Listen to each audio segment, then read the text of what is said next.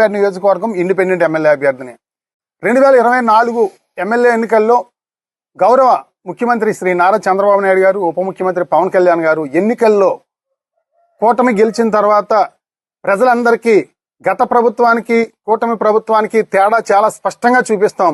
కూటమి ప్రభుత్వం మరి అభివృద్ధి సంక్షేమం రెండు కళ్ళుగా చేస్తామని చెప్పేసి హామీల మీద హామీలు ఇవ్వడం జరిగింది. మరి అందులో భాగంగా 2024 బడ్జెట్ అయ్యింది, 2025 బడ్జెట్ అయ్యింది. ఇప్పుడు మూడో బడ్జెట్ మన 14వ తేదీని రిలీజ్ చేయడం జరిగింది.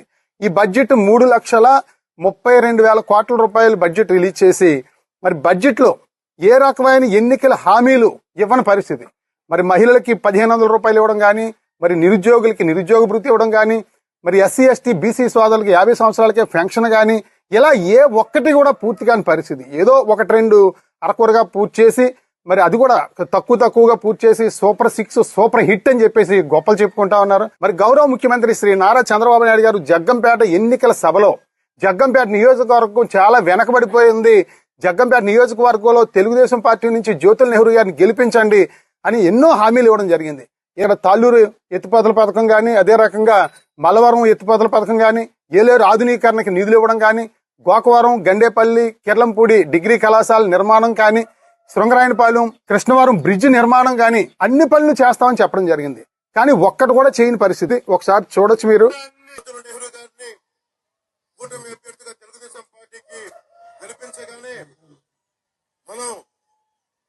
గతంలో శాంక్షన్ అయిన కిర్లంపూడి డిగ్రీ కాలేజ్ ని ప్రారంభించలేదు, దాన్ని ముందుకు తీసుకెళ్తాం. ఏలూరు ఆధునీకరణని జగన్ ప్రభుత్వం ఆపేసింది, దానిని ముందుకు తీసుకెళ్తాం. ఏలేరు నది పైన S Thimmapuram to Krishnavaram bridge ని శాంక్షన్ చేసిన ప్రభుత్వం రద్దు చేసింది, దాన్ని ముందుకు తీసుకెళ్తాం. చెప్పడం జరిగింది హామీలన్నీ కూడా.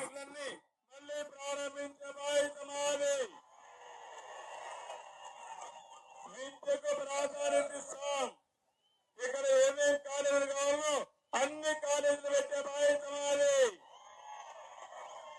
మీ ఆరోగ్యం కోసం అవసరమైతే ప్రభుత్వం అన్ని ప్రతి పని కూడా మేం చేస్తాం, నాది బాధ్యత అని చెప్పేసి గౌరవ ముఖ్యమంత్రి చంద్రబాబు నాయుడు గారు, పవన్ కళ్యాణ్ గారు కూడా ఇద్దరు కూడా చెప్పడం జరిగింది. మరి చంద్రబాబు నాయుడు గారు కూడా 175 నియోజకవర్గాల్లో ఎక్కడా ఇవ్వని విధంగా జగ్గంపేటలో హామీలు ఇవ్వడం జరిగింది. ఎందుకంటే 2004లో తెలుగుదేశం పార్టీ జగ్గంపేటలో ఓడిపోయింది, 2009లో జగ్గంపేట నియోజకవర్గంలో తెలుగుదేశం ఓడిపోయింది, 2014లో జగ్గంపేట నియోజకవర్గంలో తెలుగుదేశం ఓడిపోయింది, 2019లో జగ్గంపేట నియోజకవర్గంలో తెలుగుదేశం ఓడిపోయింది. 4 సార్లు ఓడిపోయింది.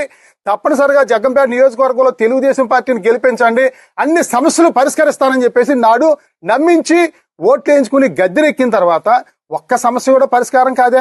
ఈ సమస్యలన్నీ కూడా మీరు ముఖ్యమంత్రి గారికి మీకు చిత్తశుద్ధి ఉంటే, జ్యోతుల నెహ్రూ గారికి జగ్గంపేట నియోజకవర్గ ప్రజల మీద ప్రేమ అభిమానం ఉంటే మరి రేపు ఎల్లుండి అంటే 17, 18 తేదీల్లో ఈ బడ్జెట్ పై చర్చ జరుగుద్ది.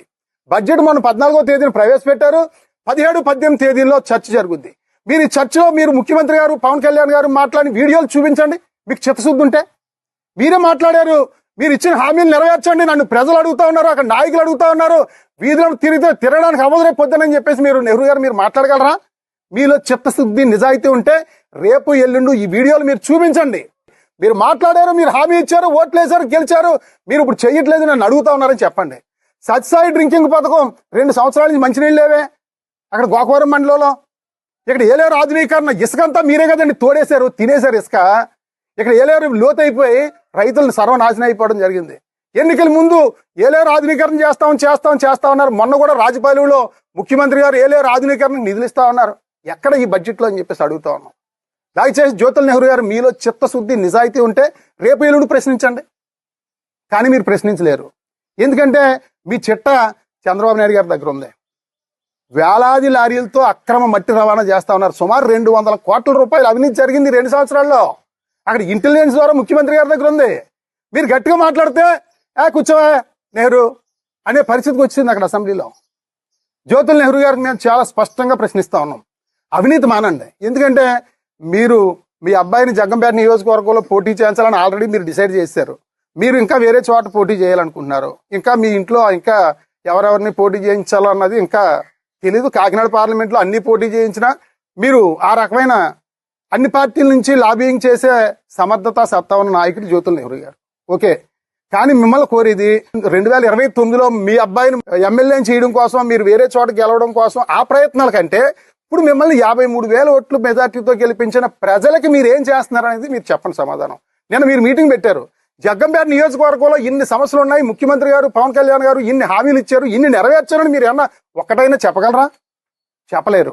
గారికి మేము చెప్తా ఉన్నాం, గౌరవ ముఖ్యమంత్రి గారికి కూడా మేము జగ్గంపేట నియోజకవర్గ ప్రజలందరి తరపున ముఖ్యమంత్రి గారిని హెచ్చరిస్తా ఉన్నాం. ఏదైతే జగ్గంపేటలో మీరు ప్రజలందరికీ హామీలు ఇచ్చారో, కిర్లంపూడిలో పవన్ కళ్యాణ్ గారితో మీరు హామీలు ఇప్పించారు. ఎందుకంటే నెహ్రూ గారు పదే పదే చెప్తా ఉన్నారు, చంద్రబాబు నాయుడు గారు చెప్పారు, నమ్మరేమో అని చెప్పేసి పవన్ కళ్యాణ్ గారితో కూడా మీరు ఈ హామీలన్నీ కూడా మాట్లాడించడం జరిగింది. మరి కూటమి ప్రభుత్వంలో ఇచ్చిన హామీలన్నీ నెరవేర్చాలి. అవినీతి తోలకాలు, మట్టి తోలకాలు ఆగాలి. తప్పనిసరిగా ఈ అభివృద్ధి పనులు జరగకపోతే మరి అన్ని రాజకీయ పార్టీలని కలుపుకొని, సామాజిక ఉద్యమకారులను అందరినీ కలుపుకొని భవిష్యత్తులో ఉద్యమ కార్యాచరణ చేసి ప్రతి హామీని నెరవేర్చే విధంగా, మీ మొద్దు నిద్రను వీడే విధంగా మేము ప్రజా ఉద్యమాలు చేపడతాం.